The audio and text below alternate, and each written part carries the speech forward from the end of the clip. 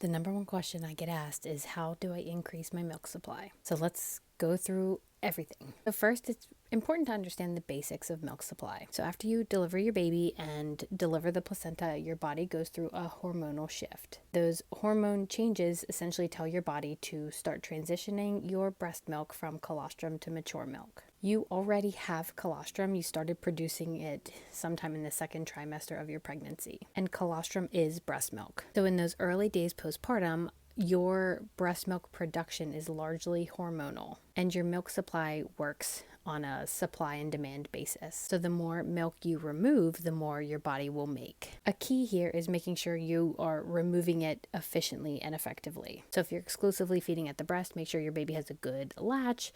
Breastfeeding is comfortable and going well for both of you. You want to see and hear audible sucking and swallowing while baby's feeding at the breast. And you want to make sure your baby has plenty of wet and dirty diapers. If you are pumping in those early days, you want to make sure that you are using an effective primary pump. And a primary pump is typically not a wearable pump, like one of those ones that goes inside of your bra with the little motor on top of a cup. It's also important to make sure you are staying hydrated and eating well. And when I say staying hydrated, I don't mean drink 400 gallons of water a day. I mean drink when you're thirsty. And if you've had enough water, then try electrolytes or try tea or try sipping on bone broth. Hydrating liquids are your friend. And as far as eating, you likely will experience intense hunger when you're first breastfeeding. I don't typically recommend like a specific calorie addition to your typical diet. Focus on eating whole, nutritious foods when you're hungry and eat till you're full. Try to avoid processed foods, things that you already know you should be doing. Have lots of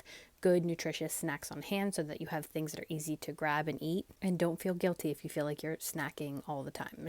You're hungry when you're breastfeeding. I'm also not a fan of spending a lot of money on lactation cookies or lactation teas or things like that. There's no actual evidence to support claims that eating Oreos is going to increase your milk supply. Eat what tastes good. Focus on whole, nutritious foods. The other thing I'll say is in those early days, it's important to try to rest. You just grew and delivered a whole human. This is not a race to clean your house faster or start running faster or lose weight faster.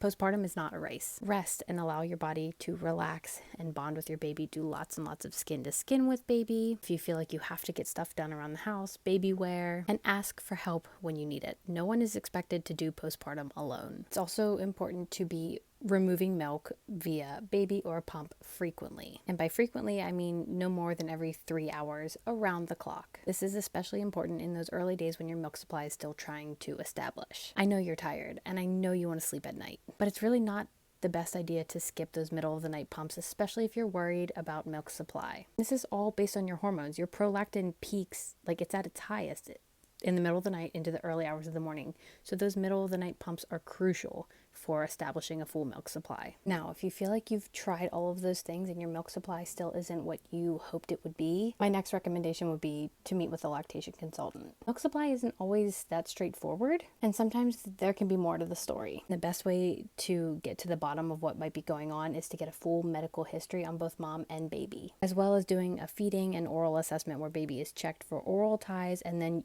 you feed baby in front of the lactation consultant who can see how baby feeds and like what's going on. So at an appointment with a lactation consultant where milk supply is a concern, some of the things you might talk about are a history of hormonal conditions like PCOS, thyroid conditions, a history of diabetes or insulin resistance, if after delivery you experienced any hemorrhaging or any retained placenta, if you have any history of breast surgeries or breast trauma, or is it possible that you have insufficient glandular tissue. Now that's not an all-encompassing list, and it also doesn't mean that if you have one of those conditions or you've experienced one of those things in the past, it doesn't automatically equal low milk supply. So I know this was a long video, but milk supply isn't always that straightforward, but I hope that was helpful.